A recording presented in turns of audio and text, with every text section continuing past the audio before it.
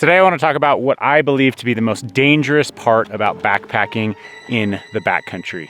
And it's probably not what you're thinking. Bears, cougars, snakes. I have done a lot of backpacking and I've only had a handful of bear encounters. None of them turned ugly. And usually when I've been in those situations, I have also known I'm in bear country and I have the right equipment with me, right? Because it's so far and few between, unless you live in Alaska or something like that. That, to me, is not the most dangerous aspect of backpacking. You might think that navigation is the most dangerous thing out there. In my opinion, it's not navigation. Most people are well aware of where they're going. Most people have maps on their phones. People know where they're at. And so, yes, people do get lost, but I don't think it's the most risky thing for maybe you on the other side of this camera. All right, what about hydration? Hydration is a serious concern. It might be arguable. It might be arguable that that is the most dangerous thing out there. So many people get into a hydration deficit, or they think that there's water when there's not, and they get into a bad position.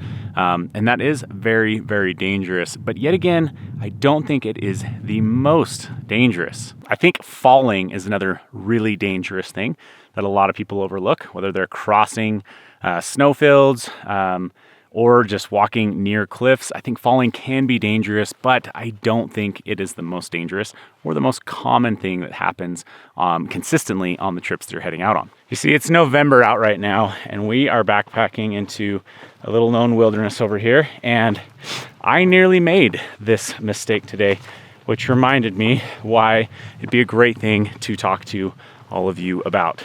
It's something that can be made by experienced backpackers or brand new backpackers, and it's something you should be considering on every single hike. Today I was packing up to come on this backpacking trip, and I decided to pack my windbreaker thinking it's November and it hasn't rained in months and I'll be fine.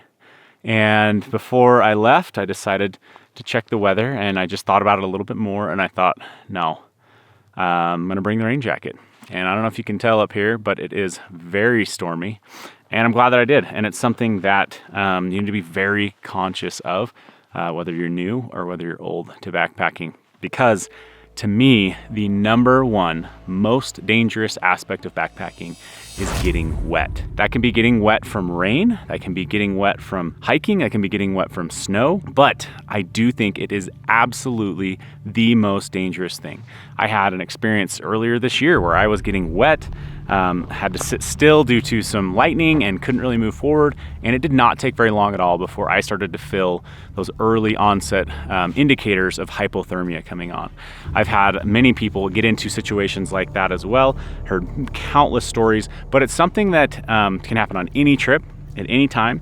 It's something that can be easily overlooked with just one piece of gear maybe that you leave home, but good solid rain gear that you can trust can save your life. So what can happen that makes getting wet so dangerous? Well, as soon as you get wet, your body has to work double, triple time to heat itself up.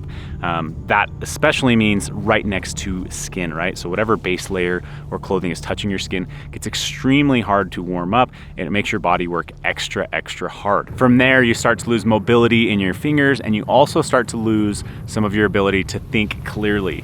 And that is one of the most scary aspects of this, right? If you start to lose your ability to think clearly, things can start to head downhill really fast. The problem is you often don't recognize it until it's too late, until you realize, okay, I need to set up my shelter. I need to get out of the elements. I'm soaking wet, I'm freezing, and now your hands don't work, and now your brain's not functioning that well. And you build this mountain of difficulty right there in front of you. Once your base layers are wet, once your clothes are wet, once some part of your system is wet, getting that dry may sound easy, or maybe it looks easy when the sun is out, but then the clouds roll in, or maybe nighttime comes, or maybe the weather shifts, and you cannot get dry. So to me, that is absolutely the most dangerous thing.